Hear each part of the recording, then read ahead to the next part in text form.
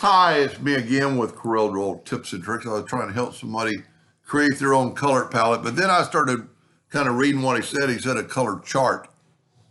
And a color chart to me would be maybe something you can print off on paper and send to a customer. There is a color chart macro built inside of Corel Draw. I think all of them. So if we go to, I've got this one open. If we go to Tools, Scripts, now yours might say macros, and run scripts, we can go right here and pick Color Chart Creator. And then I'm going to pick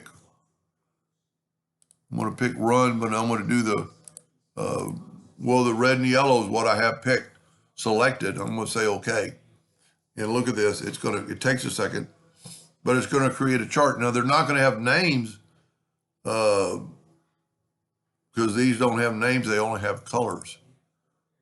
But if you printed this off and sent it to the customer, they go, I want that one right there, R55G.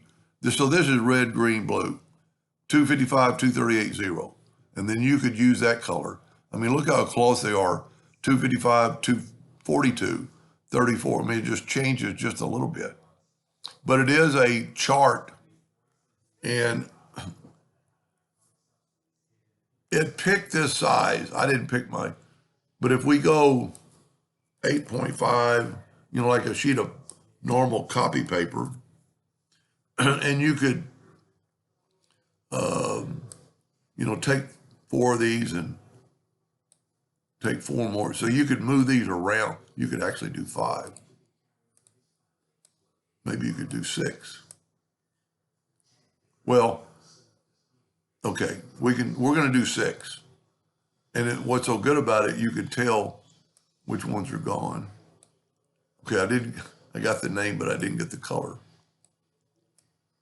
And I've only ever done this one time. I don't do colors. Now that one's going to throw me off because there might even be a way. Okay, I didn't get the names of that one. Tell you what, I'm going to just put them all on that one line. Got to make sure you get the name. And I think we can resize this after the fact and possibly even align and distribute them. I'm not doing a very good job of this, but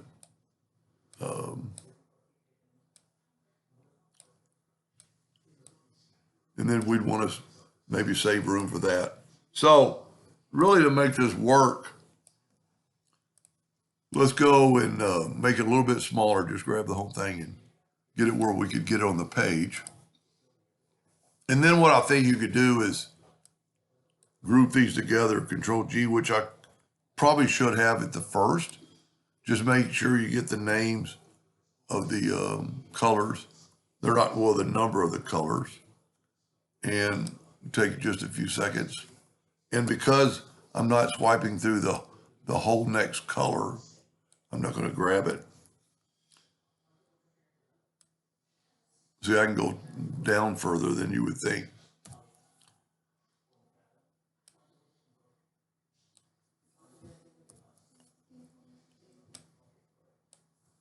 Just a few more. I'm just trying to show if he was going to do this and put it on a piece of paper. So now we could go left and have it in there. And really, you don't really have to distribute it because they're pretty close. But if you wanted to distribute them, you could take this and go a little further and select all of them and go up to Windows, Dockers, align and distribute. And we're going to align and distribute it like that.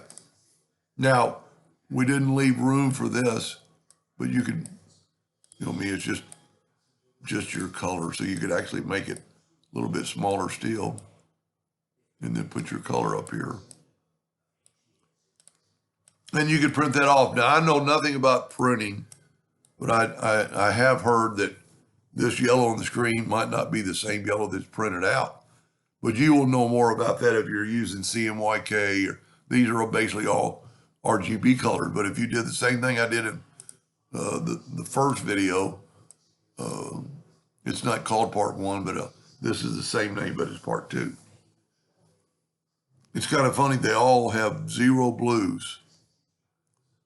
And it's just changing. Well, look, they're all red 255. We're just changing the green color that we blended them in. Anyway, I hope that answered his question. Thank you for watching.